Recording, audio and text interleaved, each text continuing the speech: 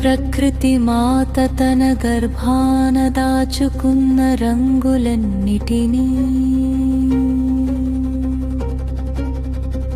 నీమేని ఛాయగా మొలచి మురిసిపోతున్న వేళ అప్సరసల గర్వం సైతం నీ పాదాల చెంత దాసోహమనేలా విరిసిన వింత వెలుగు నువ్వు, కదిలే కల్పవల్లివి నువ్వు. కానీ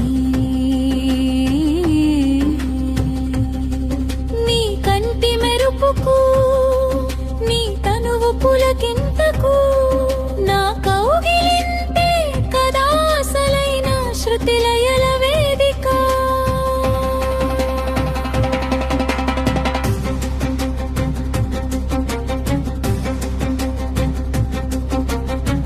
నీ నడకలోని రాజసం హంసల గమనాన్ని మించిపోతుంటే,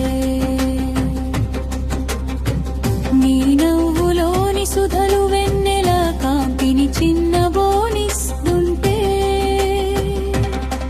నీకు నీవే ఒక అపురూప శిల్పానివని ఉప్పొంగిపోతావు. కడలి అలలా ఊవెత్తున ఎగిసిపడే నీ యవ్వన గర్వం, నీ దర్పం, నీ అందం, నీ అలంకారమంతా ఒక శూన్యపు లోయలో ప్రతిధ్వనించే మౌన గీతం. పురుషుడి బాహుబంధంలో బందీ వైవణికిపోయే వరకు నీ సౌందర్య సామ్రాజ్యానికి పట్టాభిషేకం జరగదుగా.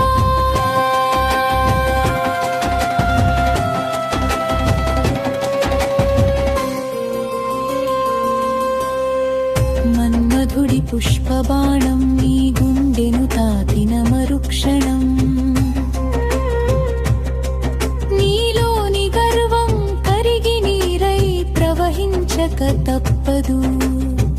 చందన చర్చిత నీ దేహం నా స్పర్శకై తపించే వేళ,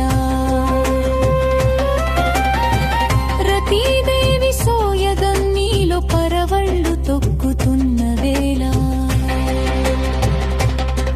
నీ సొంత నీడను చూసి నువ్వు మురిసిపోగలవు. కానీ నా కళ్ళలోని అనురాగాన్ని చూసి నువ్వు పరవశించగలవా?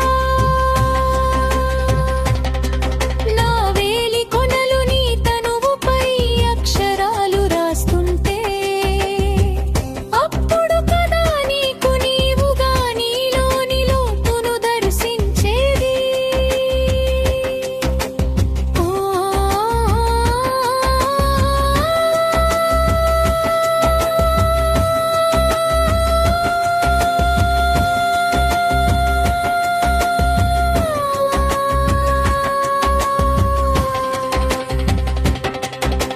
పరువాల వడబోతలో అరితేరిన నీ అద్భుత లావణ్యం, నా ఆధరాల తాకిడికి ఒక అమర కావ్యంలా మారుతుంది. నువ్వు ప్రకృతివైతే ఆ ప్రకృతిని పాలించే పురుషుడు నేను.